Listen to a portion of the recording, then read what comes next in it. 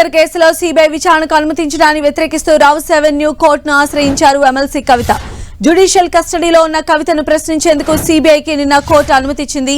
ఈ ఉత్తర్వులను rows avenue కోర్టులో ప్రస్తావించిన కవిత తరపు న్యాయవాది దరఖాస్తును సిబిఐ తమకు అందించలేదని తెలిపారు. సిబిఐ కవితను ప్రశ్నించే అంశంపైన విచారణ చేపట్టాలని కోర్టును కోరారు. కవిత పిటిషన్ పైన విచారణ తేదీని ఇవాళ చెబుతామని కోర్టు తెలిపింది.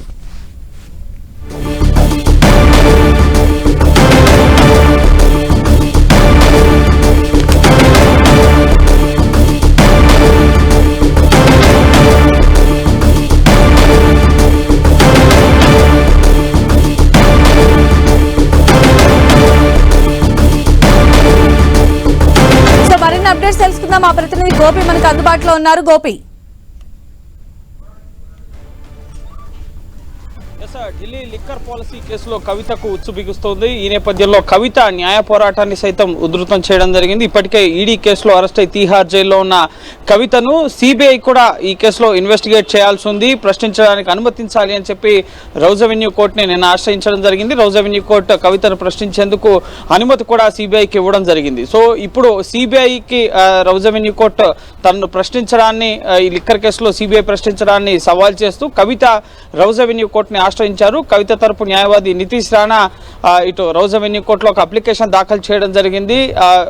కవితకు సంబంధించి ప్రశ్నించే అంశంపైన సిబిఐ దరఖాస్తు చేసిన కాపీ తమకు అందలేదని, అలాగే ఈ అంశంపై విచారణ చేపట్టాలని చెప్పి రౌస్ అవెన్యూ కోర్టుని కవిత తరపు న్యాయవాది నితీష్ రాణా కోరడం జరిగింది. అయితే ఎప్పుడు ఈ కేసుకు సంబంధించి విచారణ జరుపుతామన్నది ఈ రోజు మధ్యాహ్నం తెలియపరుస్తామని చెప్పి రౌస్ అవెన్యూ కోర్టు స్పష్టం చేయడం జరిగింది. జస్టిస్ ఈ CBI special court judge Kaveri Baweja ముందు కవిత తరపు న్యాయవాది నితీష్ రాణా సిబిఐకి నిన్న కోర్టు అనుమతించడాన్ని, ఈ అంశాన్ని ప్రస్తావించడం జరిగింది కోర్టు ముందు. సో తమకు సిబిఐ ఏదైతే దరఖాస్తు చేసుకుందో కవితను లిక్కర్ పాలసీ కేసులో ప్రశ్నించాల్సి ఉంది అని చెప్పి, సో అది ఏ కోణంలో ఏ సెక్షన్ కింద ప్రశ్నించాల్సి ఉంది, అలాగే మళ్ళీ కవితను సిబిఐ కూడా అరెస్ట్ చేసే అవకాశం ఉన్నట్లుగా తెలుస్తుంది. కాబట్టి సో ముందస్తుగానే కవిత తరపు న్యాయవాదులు అప్రమత్తమై ఇటు కోర్టులో ఒక అప్లికేషన్ ని ఫైల్ చేశారు. సో ఇప్పటికే ఈ కేసులో ఇదే తరహాలో గతంలో అభిషేక్ బోయిన్పల్లి, అలాగే మనీష్ సిసోడియా, సమీర్ మహేంద్రు ఈ విధంగా ఒకే కేసులో రెండు దర్యాప్తు సంస్థలు ఇటు పీసీ యాక్ట్ కింద నమోదైన అవినీతి కేసుని సిబిఐ దర్యాప్తు చేస్తుంది. అలాగే prevention of money laundering act కింద పిఎంఎల్ఏ చట్టం కింద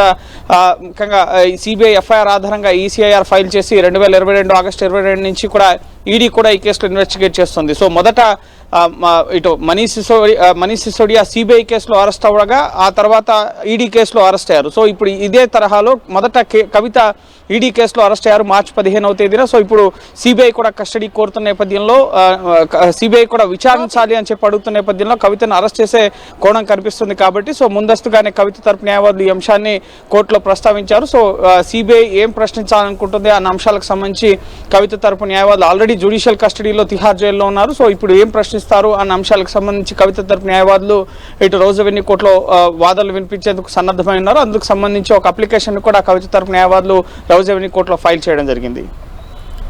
రైట్ గోపి, లిక్కర్ కేసులో కవిత పాత్రపైన మరింత లోతుగా ఆరా తీయనుంది సిబిఐ. తీహార్ జైల్లో కవితను ఎల్లుండి ప్రశ్నించనుంది సిబిఐ. బుచ్చిబాబు ఫోన్ నుంచి రికవరీ చేసిన వాట్సాప్ చాట్స్ పైన కవితను ప్రశ్నించనుంది. ఆప్కి చెల్లించిన 100 కోట్ల ముడుపులు సహా లిక్కర్ కేసు దర్యాప్తులో నిందితులు ఇచ్చిన స్టేట్మెంట్స్ పైన కవిత పైన ప్రశ్నల వర్షం కురిపించనుంది సిబిఐ. ఇండో స్పిరిట్స్ కంపెనీలో పెట్టుబడులు పెట్టారా, ఢిల్లీలో మద్యం వ్యాపారం చేశారా, దీనికోసం కేజ్రీవాల్ సిసోడియాలను కలిశారా, మాట్లాడారా వంటి విషయాలపైన కవితను ప్రశ్నించి లోతుగా ఆరా తీయనుంది సిబిఐ. లిక్కర్ పాలసీ గురించి మీకు ఎలా తెలుసు, ప్రభుత్వ డ్రాఫ్ట్ పాలసీ ముందే సౌత్ గ్రూప్ కి వచ్చిందా, బుచ్చిబాబు, అరుణ్ పిల్లై, అభిషేక్ బోయినపల్లి మీకోసం పనిచేశారా, సీఏ బుచ్చిబాబు లిక్కర్ వ్యాపారంలో మీ ఆర్థిక వ్యవహారాలు నడిపారా అని కవితను సిబిఐ ప్రశ్నించే అవకాశం ఉందని సమాచారం. ఢిల్లీ ప్రభుత్వాన్ని కమిషన్ రేట్లు పెంచాలని కోరారా, 5 నుంచి 12% కమిషన్ రేటు ఎలా పెరిగింది, ఢిల్లీ హోటల్స్ లో సమావేశాలు జరిగాయా, లిక్కర్ పాలసీ మీకు అనుకూలంగా తయారు చేసినందుకు ఆప్కి 100 కోట్ల రూపాయలు ముడుపులు ఇచ్చారా అనే విషయాలపై సిబిఐ కూడా కూపీ లాగనుంది. విజయ్ నాయర్ ఎలా పరిచయమయ్యారు, ఆప్కి ఇవ్వమని విజయ్ నాయర్కి డబ్బులు ఇచ్చారా, నిందితులు మీకు వ్యతిరేకంగా ఇచ్చిన వాంగ్మూలాలపై మీరేమంటారు, బుచ్చిబాబు వాట్సాప్ చాట్స్ పైన మీ సమాధానం ఏంటి వంటి ప్రశ్నలను సిబిఐ సంధించే అవకాశం ఉంది.